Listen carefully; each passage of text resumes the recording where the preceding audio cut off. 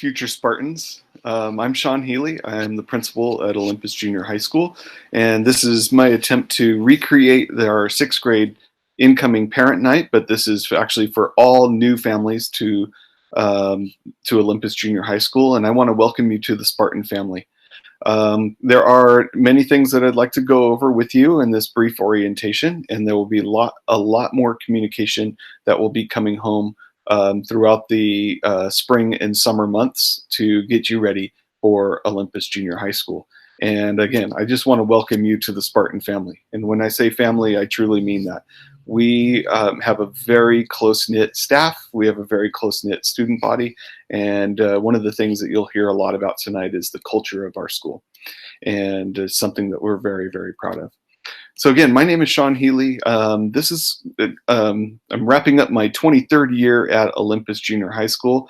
Not all as principal. I'm just next year will be my 7th year as the principal of this awesome school.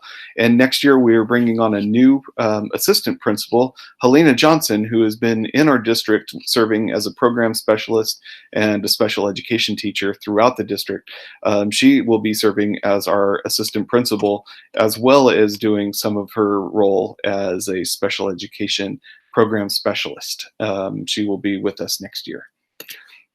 The topics that we're going to cover tonight, we'll talk a little bit more about the school, our PTC, and the role ESF plays in supporting our school.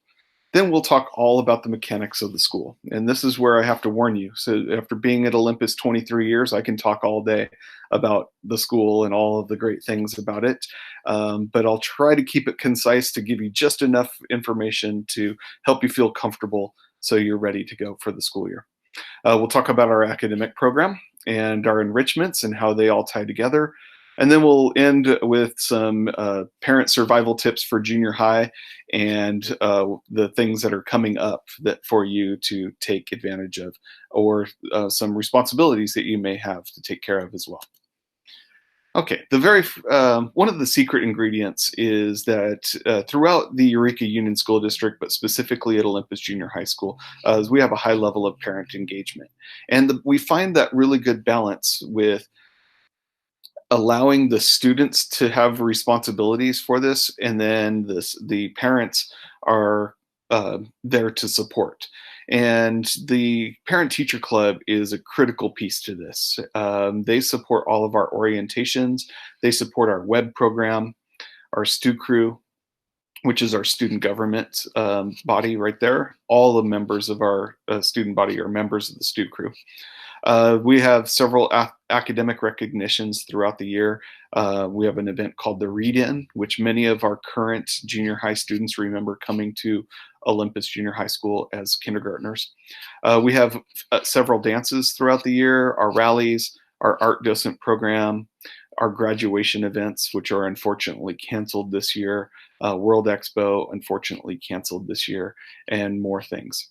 Think of PTC as supporting all of the fun stuff that goes along with our school and our day-to-day functions. The pledge drive that we have at the beginning of the school year is our main PTC fundraiser for the year. There will be other event fundraisers throughout the year, but this is our main fundraiser. And then we're going to need volunteers throughout the year. One of the things our PTC does a very good job of is outreach to all of the families. You're always going to have an open, welcome invitation to get involved as much or as little as you can, but we do encourage everyone to find some way to contribute to the school. And then throughout the year, these have been really successful. We have Dining for Dollars events where local businesses will donate a percentage of their tickets for the night back to Olympus Junior High School, and those have been really successful fundraisers. So you can look forward to all of those. Now, our Eureka Schools Foundation, you can think of it as like the PTC for the entire school district, but they support our enrichment program, our music program, athletics, our libraries, classroom technology, all the professional development that we provide teachers and parents throughout the year. We have a foreign language program that is an enrichment outside of the school day, and other district-wide initiatives. ESF, we are going to be relying on Eureka Schools Foundation support more than ever, given the budget crisis that every school district in the state of California is going to experience. But I think it's especially amplified in the Eureka Union School District because we are the lowest funded school district in Placer County for sure, but perhaps in the entire region. We actually receive a smaller amount per pupil funding than any other school district in the area. And I like to say we do a lot more with less, but it's because of the Eureka Schools Foundation. Now, you don't have to be a resident of Roseville, Granite Bay, or the Eureka District to be actively involved in the Eureka Schools Foundation. If you live outside of our school district and are attending Olympus Junior High or any of our other schools through an inter-district transfer, please know that you are benefiting from the work that the Eureka Schools Foundation does. And we would encourage you to find a way to get involved in there. In order to fully fund our enrichments, we would need $240 per student, and any shortfalls that we have will result in program cuts. And again, given the budget crisis that every school district in the state of California will be facing, especially amplified in the Eureka School District, we're going to need your support for ESF more than ever. So the reason you're here tonight is to learn more about Olympus Junior High School and how that's going to impact your students. And as I said at the beginning, the thing that we are most proud of is the culture of our school. We have a very kind, caring, respectful student body. We don't see many of the same problems that some of our surrounding schools do. Sometimes I like to say our biggest disciplinary issue at Olympus Junior High School are kids not bringing their PE clothes. That's the biggest thing. If we're dealing with only students that are not bringing their PE clothes, and that's our biggest disciplinary issue, then I think we're doing something right. But really, this is the foundation for all of the academic success that we have at our school. When our students come to school and they feel safe, they feel listened to, they feel like they're involved, that they're respected, and that they respect one another, then they're able to be their best selves in the classroom. And we do a lot of very intentional things to not only build a positive school culture, but to empower the students to know that they have a role in keeping the school a good school. One of the things we like to say is that a school is made up of people, and everyone wants to go to a very, very good school. It's not the programs, it's not the books, it's not the curriculum, and it's definitely not the principal that make it a good school. It is the people that make up a good school. And we have amazing people that make up the Olympus family. It's the students, it's the staff, it's the parents, and even the community members that contribute to our school. And we want students to know that they have a responsibility to keep it that way. And there are some ways that we are able to do that, and because we really treat our students as human beings, not as humans doing. And a lot of things that we will do are asking for their cooperation rather than demanding their compliance. And we do have high expectations, but we teach the students, we teach them exactly what we want them to do. Yes, of course, we have rules and we have some procedures in place to put all of that together. That's all in the student handbook. We have a dress code in our student handbook that we will definitely make sure our students know about. But our first approach with any kind of problems or anyone who breaks the rules, we start with problem solving. A lot of times the rules are in place because if somebody doesn't follow the rules, then it's going to cause a problem for somebody else. And we approach it with problem solving first. And remember when I said that, our students come in, they feel respected, they feel like they're taken care of. Well, part of it is that they know that they can come to a trusted adult with something that's going on, and they know that it's not always going to result in somebody getting busted. There's a lot of times that students will not want to share something because they're afraid of getting somebody else in trouble. But with our approach, we're able to problem solve and help them through. If we have to hold somebody accountable with some disciplinary actions, we will definitely do that. But it's not our go to. It's not do everything we say or we're going to make something bad happen to you. We go through and try to help them solve the problems that they've caused. And a lot of time that's enough of a consequence. And this approach has allowed students to be able to feel like they can come to a trusted adult with even the most minuscule little things or even the biggest stuff, and they know they're watching out for each other. Really, the whole idea behind that is that life is not perfect. We're not everything's going to be unicorns, cupcakes, and rainbows every single day. So we learn to persevere and to be resilient through those. And sometimes always assume the best intent. And a lot of times, just an understanding of each other is enough to give the students some skills to move on, to help them through the problems that they have. And here's how we do it. You'll see these posters all around the campus, but it's a program called Love and Logic that we have used for throughout a number of years. And I've used it in the classroom, and I've been able to apply it to the whole school. But it really boils down to this: I will treat you with respect, so you know how to treat me, and then feel free to do anything that doesn't cause a problem for anyone else. That second line is all we ask students to remember. Instead of giving them a list of 151 rules of do's and don'ts, never do this, always do that, we summarize everything by saying, feel free to do anything that doesn't cause a problem for anyone else. And really what that does is it causes our students to really reflect on how their words and actions impact the people around them. And don't forget that the teachers are somebody else too, that the parents are somebody else too, that the custodian is somebody else too. And really our students take that to heart. It's very easy to remember, and it gets them to raise their awareness outside of their circle, their own very self-centered circle, to help them understand how their words and actions can help or hurt others. And now, if you do cause a problem, we'll ask you to solve it. Remember, I said our first approach is problem solving, and a lot of times that is enough for us to deal with any disciplinary issues with a problem that might come up. If a student leaves their trash behind, or if they litter, then they have to pick up the litter and they solve it, and that's usually as far as it goes. But if you can't solve it or choose not to, then we'll do something. And what we do depends on the special person and the special situation. It's always an interactive process with our students. And if they feel like something is unfair, they can always let us know that it's unfair, and then we'll be happy to talk. But because it's such an interactive process, when we get to the end and we get to the solution, very rarely is there any issue at the end about fairness. And again, this helps our culture at our school tremendously.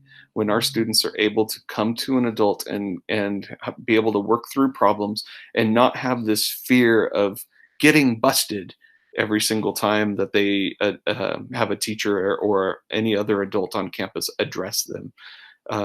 It really just kind of lowers the anxiety level and helps them feel safe.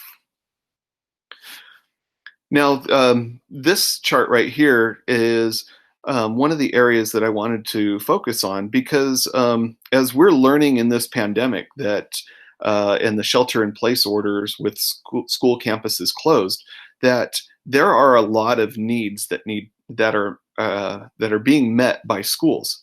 Now, a lot of times the schools will focus on the basic needs like the security and safety, food, water, warmth, rest, and everything that they need for their basic needs. And then they jump those middle layers up to achieving one's full potential, which is all of the things that we try to do in the classroom. But I think Olympus Junior High School sets itself apart by focusing on the psychological needs for our students. Again, we're treating them as human beings, not just humans doing. So the sense of belongingness and love, they build strong relationships. I've seen so many friendships be built just because they feel like it is the right thing to do. And we have a program called WEB, where WEB stands for Where Everybody Belongs.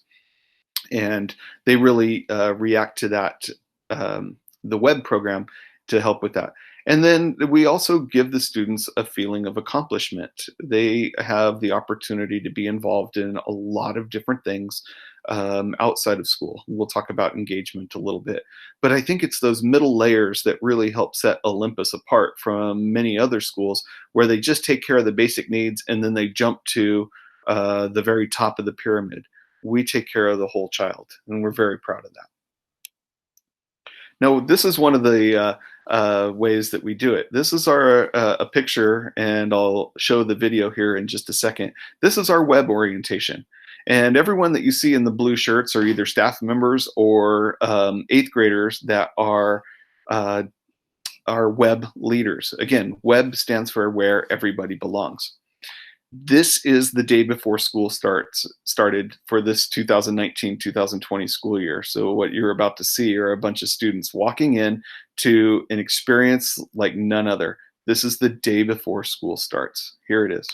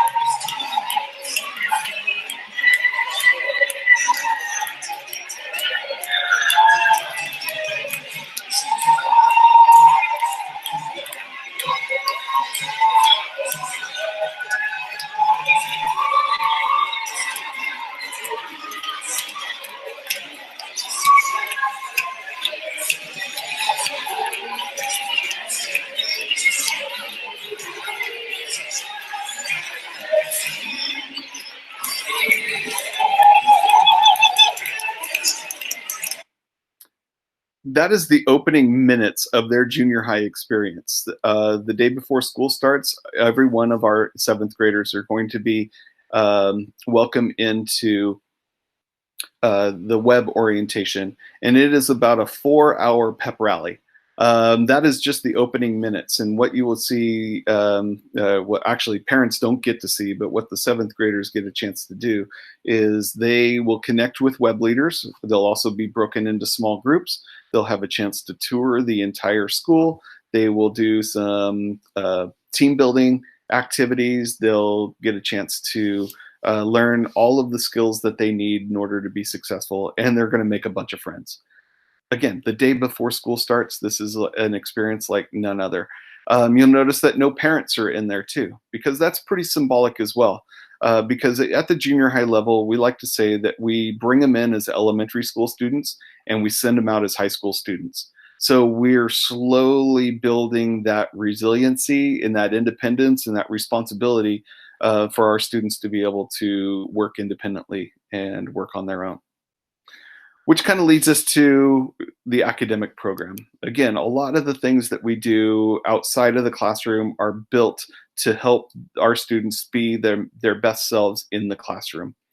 And so our academic program consists of a 6-period day, and 4 of those subjects will be considered the core academic subjects. You'll have English and history together in the same period with the same teacher, and that is considered a core class. They'll have their science class every single day, and 7th grade science is the next generation science standards. It's fully integrated approach, and we're still working on textbook adoption for that. The school closures have kind of derailed the timeline for that just a little bit, but our science program has over the years completely adopted the next generation science standards for our students. Then they'll have a math class. And in seventh grade, we have two different levels of math. We've got right on grade level math, and we've got the advanced track. We take the teacher recommendations from their sixth grade teacher. And we also, for our new students, have placement exams in order to make sure that we get their math placement correct. Those are 4 out of the 6 periods. The other 2 periods are PE, which our students will dress in PE uniforms every single day and give us our best effort. And then the last period of the day, and these can happen in any order. I should have said that at the beginning, but these periods can happen in any order.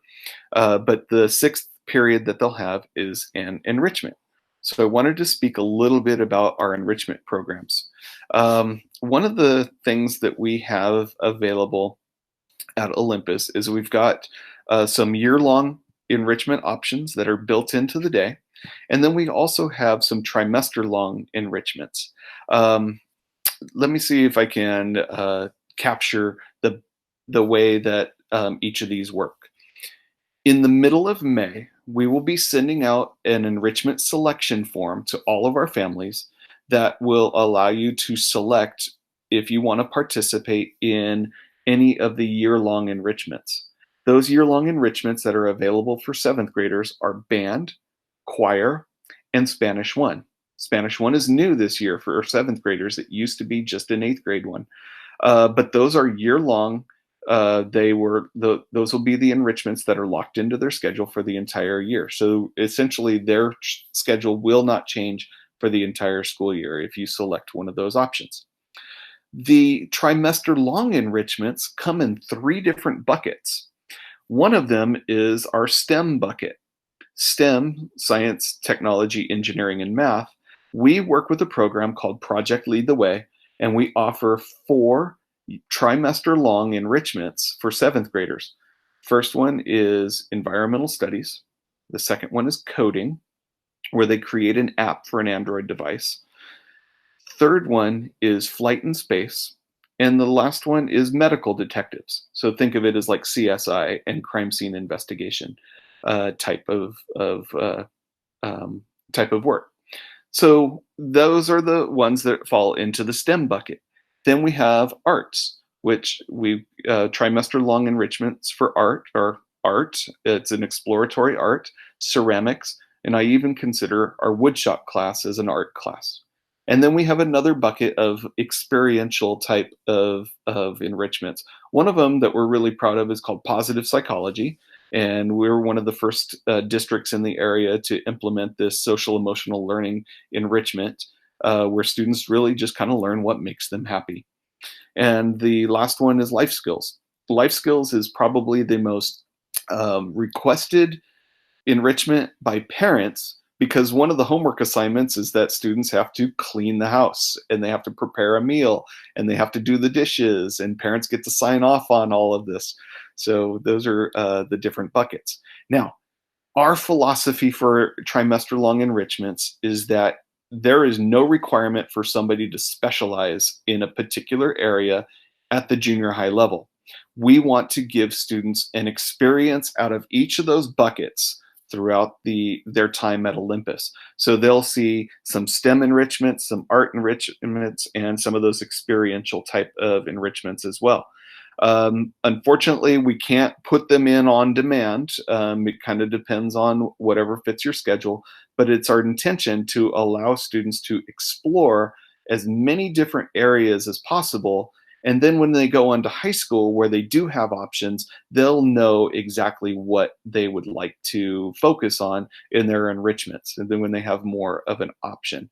With us being such a small school and limited enrichment opportunities, we don't have every single enrichment available every single period. So there may be some things that are inaccessible to people, but we do try to massage in requests 2nd and 3rd trimester. But when we're scheduling things, we will make sure that the academic courses are handled first, and then we will try to get people into the enrichments that they like. Again, band and choir is a year-long enrichment that is built into your day. You don't have to show up before school or after school unless you're doing something extra with Mrs. Worski. But I would highly encourage you, if you are interested at all in our music program or you play an instrument, this is one of those areas where you will instantly feel connected to the school. Uh, our band and choir program that has an esprit de corps that is rivaled nowhere else. It is one of the best programs led by Mrs. Worski, who is one of the top music educators in the entire nation, I would say. But she actually is being recognized for in this region as the top music educator in there. Speaking from personal experience, I've had two daughters go through Olympus Junior High School, and my oldest daughter was part of the choir. She had no previous choir experience, but she wanted to give it a try. And she instantly made connections with her other choir mates, made lifelong friends. She always carries her instrument with her. But one of the things, just personally as a dad, I saw this young lady come in junior high who was very quiet and shy, and was very hesitant to talk to anybody and very unsure of herself. But through her experience in the choir program, she sang a solo at graduation in front of 1,000 people. And talk about a proud dad moment. But really, honestly, it was that experience that she had in the music program at Olympus Junior High School that really helped her have the courage and the self-confidence and the lifelong friendships that she has found within there. And Mrs. Worski is an incredible teacher, so you can't possibly go wrong. But we also have Mr. Shafto. Mr. Shafto does life skills, ceramics, and woodshop. And Mr. Shafto has a tremendous program of trimester-long enrichments that many of our students will get a taste of throughout their 2 years at Olympus. This just happens to be the woodshop class, which I consider an art class. And we've gone many, many days without any kind of accidents in there. So the number one key is safety for the woodshop class. But ceramics, life skills, exploratory art, those are some of the things that are available for our trimester-long enrichments. And again, the enrichment selection process will start in mid-May. It'll be an email being sent out to all of our families where you'll complete a form. And then those forms are sorted, and then we go through a process in order to try to get those locked into the schedule as requests. There's no guarantee that we can get every single request met, but we do our best to massage some of those requests in the second and third trimester. Okay, so again, these are the enrichment offerings for the year-long enrichments: band, choir, Spanish for 7th and 8th grade, which is new. And then we do for our 8th grade students, we have a Project Lead the Way robotics design and modeling enrichment that is a year-long enrichment, but that's 8th grade only. And again, the 3 buckets that those fall into, the STEM enrichments, are Project Lead the Way, environmental studies, coding, medical detectives, and flight and space. Those are trimester long, and they change at the end of each trimester. In the arts realm, we've got exploratory art, ceramics, and woodshop. And the experiences are life skills and positive psychology. There's too many options for you to get them all. There will be some things, but remember, our philosophy is unless you select one of the year-long enrichments where you're making a choice to have that enrichment the entire school year, we want students to have some experience in each of those buckets throughout their time at Olympus Junior High School, so they can make a very good choice for high school on what enrichment track they would like to follow. Now, just going to school and going to class, there's a lot of extracurricular activities that are there to make school fun. And I want to start with our stew crew. Actually, let me start with athletics. we have a very robust athletics program, very competitive, but it's also a balance between giving students an opportunity to try something new and we have competitive sports. So each season, we've got kind of a mix between athletics that you can try out for, which are competitive, or the ones that we take everybody so they can try something new without the fear of being cut from the team. So in the fall, our sports start the very first week of school. We can start our meetings and tryouts and everything the first week of school. So there'll be communication over the summer about signing up for our fall athletics. But we have cross country, which we take everybody. Flag football, we take everybody. And flag football is actually considered co-ed. Some of our best athletes have been some of the girls out there playing flag football with us. And then girls volleyball, which is a competitive sport that you have to try out for. There's only a set number of spots on the team. In the winter, we've got boys and girls basketball, which are competitive sports. You have to try out for those. And then wrestling, which is considered a co-ed sport. And it's also one that we take everybody. So you will be, if you want to go out for wrestling, you're on the team. And in the spring, track and field and girls softball are those that we take everybody for those. And there's no tryouts or cuts for those sports. And then in boys volleyball, that is a competitive sport where you will have to try out for the boys volleyball team. Now, this is all under the conditions that we're able to move forward with athletics, and we're going to get direction from our county health officials to allow us to start up our athletics at the end. Now, we don't want to be the only school district that starts up athletics, because then we would have no one else to play. And it's really the games that we're trying to, that we're shooting for. So we'll kind of take our cues for athletics from our local health officials on whether we can start those sports up when the school year starts. For as I mentioned, our STU crew is the name for our student crew, our student government. Our STU crew, every single member of the Olympus family is a member of the STU crew, and they can get as involved as much or as little as they would like. But we have officers for each of those, for each grade level.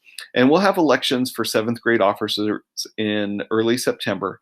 We want to give the students a few weeks to kind of get their feet under them and to really get the feel for it and kind of establish how they can be a contributing member of the Spartan family. And then we'll open up an opportunity for elections to happen in September. But they also break up into committees, because our STU crew puts together all of our dances. They put together our spirit games. They put together our rallies. They have activities like lunch on the quad that we will gather around the grass area, play music, and have games, and everyone eats lunch around in the grass. And one of the cool things about it is that you would think that allowing students to eat anywhere they want on campus, we would be inundated with trash everywhere. I find that our campus is a lot cleaner after lunch on the quad than when it started, because our students want to take care of our campus. They have a lot of pride in the school that they go to, and they take care of their own trash. They clean up after themselves, because they also know that if they don't, they won't have lunch on the quad. But our STU crew helps put together the playlists and the activities that are done out on the quad. Things like a 4-way tug of war, or flash mobs, or other games that are around in the quad. Now, some of the activities, the neon dance is the first dance of the year. We have yet to set the date. We're kind of waiting to see how the beginning of the school year rolls out. But the neon dance is one where we have probably close to 400 of our 500 students that go to the neon dance. And it's just an incredible experience. And our web leaders will do a very good job of bringing all of our new 7th graders on board for the neon dance. We also have spirit teams. So very similar to the Harry Potter model, where there's the 4 houses, we have 4 spirit teams that our students are randomly assigned. And it's the colors that we have for our uniforms, that we have green, white, gray, and black, which are the school colors. And every team member is welcome to wear their spirit shirts or their spirit color for the Spirit Team challenges, and they have to have those Spirit shirts on at rallies in order to participate in the rallies. They can be an observer, but in order to do some of the Spirit Team challenges, they have to show their allegiance to their Spirit Team. And we've got a few other things that students can get involved in. CJSF is the California Junior Scholarship Federation, which this is a service organization that students have to qualify for. So if for 7th graders, you will, after you receive your first report card, you will get an invitation to join CJSF. Now, it's a service organization that also does some of the best field trips throughout the year. They do college tours. So they will travel through some local universities and do a full-on college tour to kind of put the seed in their head that going to college is a really cool thing. And they get a chance to really see what it's like to be on campus. And we have a number of clubs that kind of evolve year after year. And it's really, those clubs are based on student interest. Okay, one of the things that we really implore you, especially after our experience with online distance learning, is that we allow students to bring their own device to school. Now, the Bring Your Own Device program, it's driven by the curriculum. And I was one of the members that the team that studied this for over a year, and we're constantly refining it, but this would be our 4th year of our Bring Your Own Device program. We do have some ESF support to allow us to have a small number of Chromebooks for students who don't have their own device that they can bring to school, that they can check it out like a textbook. They will be assigned, if you participate in the Chromebook loaner program, they're, again, limited number, so we don't have a one-to-one environment for everybody. But our students are able to check out that Chromebook and its charger and carry it back and forth. As I said, it's driven by the curriculum, and our entire English curriculum is online. And all of our teachers, especially now, are using Google Classroom to communicate assignments and build calendars. So allowing students to access their Google accounts is a critical piece right there. But this has helped us achieve a one-to-one environment for students. And remember when I said that the Eureka School District receives a lower amount of funding, and we're not able to provide a device for every single student. The way we supplement that is allowing students to bring their own device. Now, some of the requirements for a device that will be that work very well. Chromebooks are ideal. Those are lightweight, they're durable, and they do everything that they need in order to access everything. But a tablet with a tactile keyboard, so sometimes you can have a case that has a tactile keyboard. It's much more efficient than trying to type on the screen, or another laptop. And it does not matter if it is Mac or PC, as long as it has Wi-Fi, it has a tactile keyboard, and they're able to connect to their Google account through that device, then it'll fit all of the requirements for the Bring Your Own Device program. There are details on our website. So if you go to the Olympus website and select programs, and look for BYOD or Bring Your Own Device, and all of the information is up there, including the loaner program. And the students will not need their device for the opening days of school. We will let teachers will let students know when they need to start bringing their device, just like they need to bring a pencil. One of the concerns that parents have had is that, great, our students are just going to continue the same type of learning that they did with distance learning or online learning, but they're just going to be sitting in a classroom. And I can assure you that that is not the case. Our students have these available to them as a tool, but it is not the sole curriculum delivery device. And the students are only allowed to use these devices during instructional time. They're not allowed to have them out during break or lunch or in between classes, nor are they allowed to have their phones out during that time, or their phones are away for the day. There's no need for them to have their cell phones out during the school day. So this has been one of those programs that is just getting better and better every single year. But I implore you, if you do have the ability to provide your own device, that would allow us to make sure that there's enough loaner devices for those students who are not able to provide their own. All right, so let's talk about some survival tips for parents. But I wanted to start with some assurances.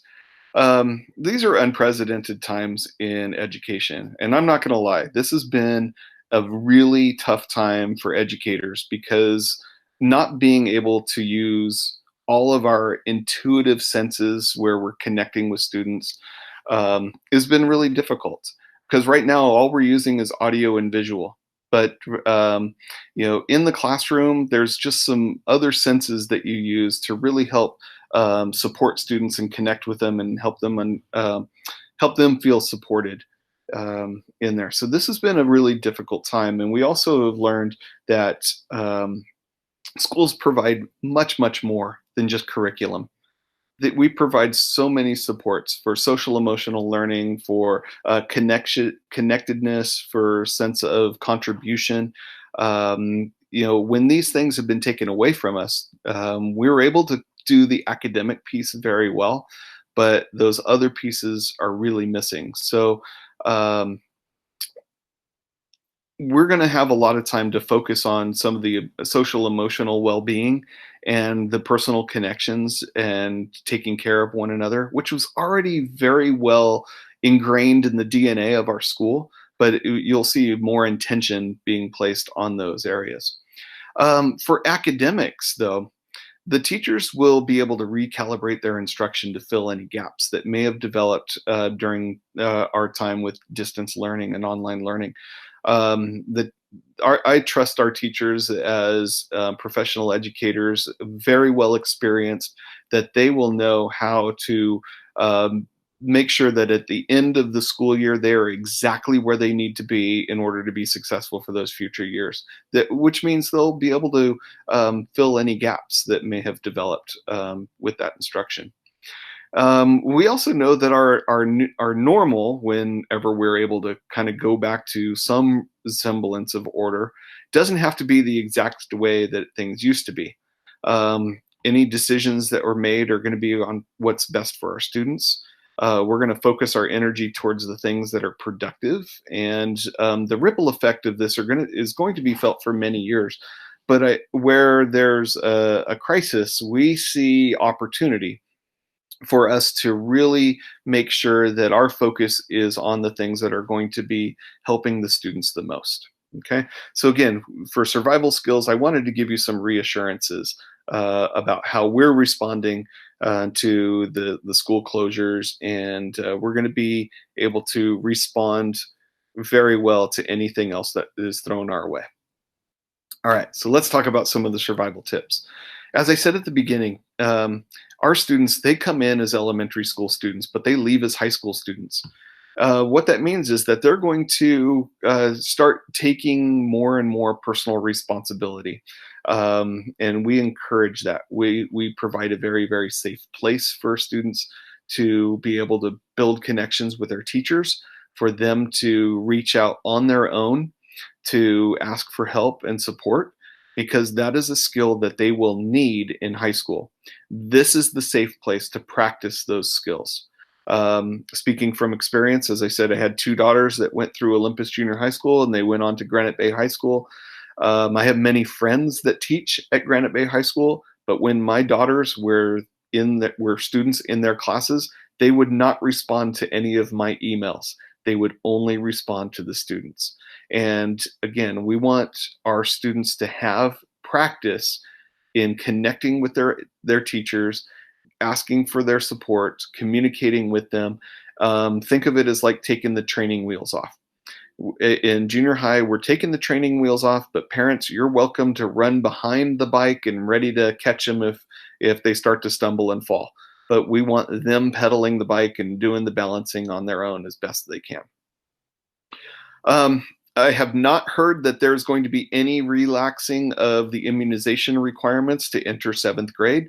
I know our 6th grade health assistants have been reaching out to all of the families that have yet to complete or record all the required immunizations for the 7th grade, but please take care of those as soon as possible.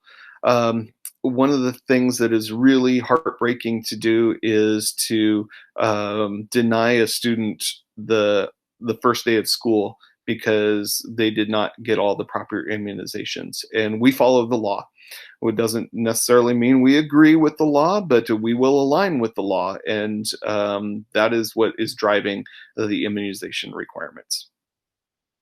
Um, our lockers over this throughout the years have evolved to smell fear. And we want our students to practice with combination locks. We're talking about a dial combination lock that you would see on a locker. You will not have to provide your own locks for the lockers that they will be assigned, but they'll have a book locker and 2 PE lockers, each of those with different combinations. So I want you to find something that your student really loves, like their cell phone, their Xbox, their PlayStation, their food. Lock it behind a combination lock over the summer, so they have to practice doing a combination. And again, our lockers, so as soon as our student comes up and if there's any apprehension in their body whatsoever, it will not open up. So they need to be able to have some confidence and practice with those combination locks. Again, at the junior high level, we want the students to take personal responsibility. But one of the things that I ask parents to do is trust your students, but verify. Trust that they have their homework done, but verify by checking the calendars and having them show you what was completed. You can also do a quick follow-up with the teachers to verify that what your student has been feeding you for information is actually very true. Again, we have a very experienced staff. We've been through this rodeo before, and we're there to support you. So trust but verify. I would say, generally speaking, with the communications that we have with the calendars, the homework calendars that we have with Google Classroom being fully integrated into almost every single one of our classrooms, it's very easy to pull up the homework calendar so you can see exactly what is coming up for each class. We also encourage students to write everything down into their own planner, so there's just a double redundancy of information communicating what the calendars are for. Now, to keep current on things, please use the homework calendars to find out what the assignments are. You do have PowerSchool available to you, but PowerSchool is historical information. It usually takes a week or two for the assignments to be graded, recorded, and then all of the information typed into PowerSchool. So really, you're looking at historic information. That's not going to keep you current. There are some people that check PowerSchool like they're checking livestock quotes. They will check every 15 minutes to see. We've even had parents that have called the school office and demanded to speak with me as their student took a test first period, and then second period they were calling to see what the score was on the test and why hadn't the teachers put it. Please don't use PowerSchool as like real live real-time information. It would be like watching your fingernails grow. It's going to be very frustrating, but maybe check once a week. And there are some settings on PowerSchool that will automatically email you a summary of all of the classes about once a week. We encourage you to check Thursday nights so you can see how the weekend's going to be if there were things that your students did not complete during that week. We also have a weekly newsletter that's posted to our website, and we post it to our Facebook page as well. It's called the Olympus Shoutout. We try to keep everything very short and sweet, easily digestible nuggets of information, so you can be in the loop of all of the events that are coming up through Olympus. Our messages have been suspended during the school closure. I'm using direct emails with students and families for that, but the Olympus Shoutout will be reinstated as soon as we start up the next school year. As I said at the beginning, we really want our students to feel safe and secure while they're at school. But there are going to be times that there's bumps in the road. We really want to build their resiliency. Now, I have yet, in all of the years that cell phones have been around, I have yet to meet a junior high student who is paying for their own cell phone. So please, any devices, connected devices that they may have, I truly believe that those are yours, and that you should keep a watchful eye on their phones, their texts, their social media. Um, there are a lot of times where problems will pop up and parents will reach out to the school to help fix it. But if I could share a frustration with you, it's actually illegal for me to pick up a student's phone and search through it. I can only look through things that they willingly share with me. And of course, you can imagine that I don't see the full picture. Parents, this is your area that will really need your partnership on. Um, so again, if things are starting to look a little strange with your junior high kid, which they will, sometimes getting a little insight into what's going on in their area of social media, phones and texts and things like that. I can't help very much with that, nor can any other school officials, because it's illegal for us to search phones. But if there's something that comes up and we need to hold somebody accountable and work through the problem, we can partner with you on that. On a day-to-day basis, we can't guarantee that everyone's going to have a perfect experience, but they're going to look to the trusted adults in their lives to help them navigate those bumps in the road. And every time we have a little glitch in the system or a problem that pops up, we look at that as a learning opportunity. And one of the favorite quotes from the movie Batman Begins, talking about to the young Bruce Wayne, Bruce, why do we fall? It's to learn to pick ourselves back up again. So I'm sharing a little bit of nerdiness that I have with comic book culture. But I truly believe that every time that there's a bump in the road or a problem that pops up, that is an opportunity for us to learn and to grow and to build skills, because it'll probably happen again. The worst thing that we could do is to be that lawnmower parent or lawnmower adult that's going to smooth the path for the students so they don't experience any kind of discomfort. If we do that, we're robbing them of opportunities to grow. And again, so part of the growing process is for students to learn to take responsibility for themselves. We can't learn it, or students can't learn it if they're not given the opportunity to practice responsibility. So one of the things that we don't do is we don't deliver forgotten items that are dropped off at the front office to our students. We have a drop-off table that parents, if you want to take that extra time to drop off something that your student has forgotten, you have to leave it on the front table, and they will have to come up and look for themselves. No, we won't text them. No, we won't send a note for them to come and look. It's part of them being responsible.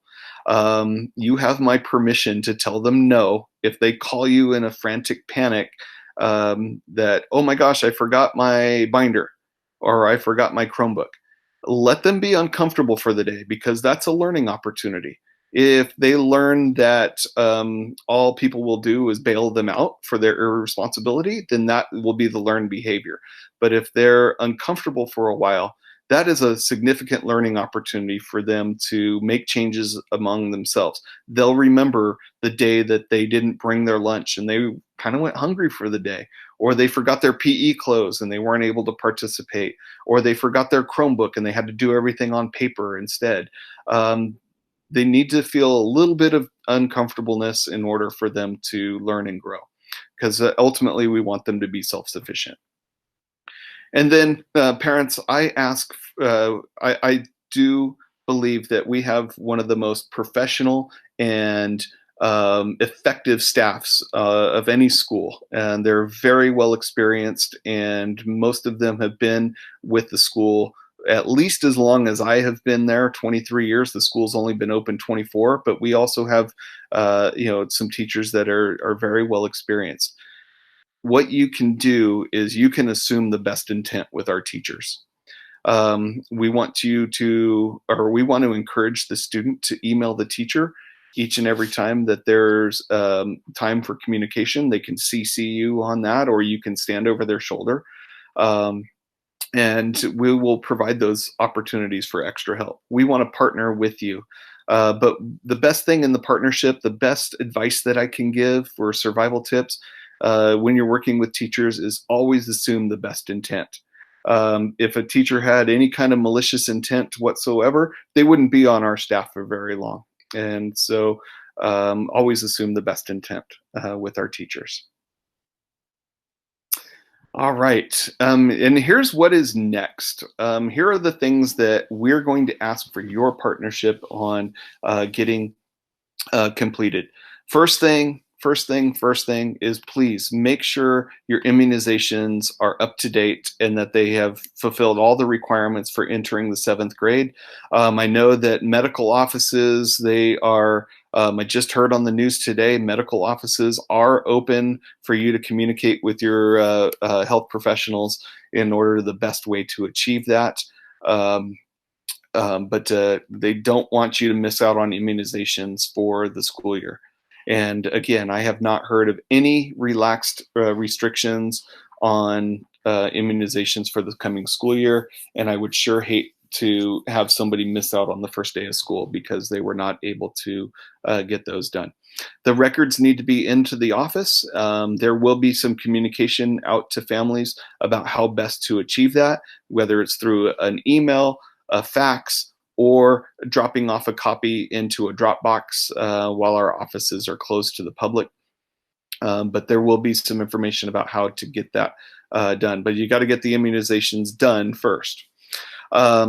Enrichment selection forms, initially it was going to be early May. I believe it's going to be mid-May when we send those out, but they will arrive in your inbox on the email address that we have recorded for you in PowerSchool. And that will be your opportunity to select the year-long enrichments or just being in the trimester-long enrichment wheel. Our graduation this year is going to be in a video format. We'll have it posted to the website so you can kind of get a sense for what our online graduation will look like this year. But in years past, I've always invited our new families to come and experience our graduation ceremony because it's really a culmination of all of the things that make Olympus special: the academics, the culture, the family feel that we have.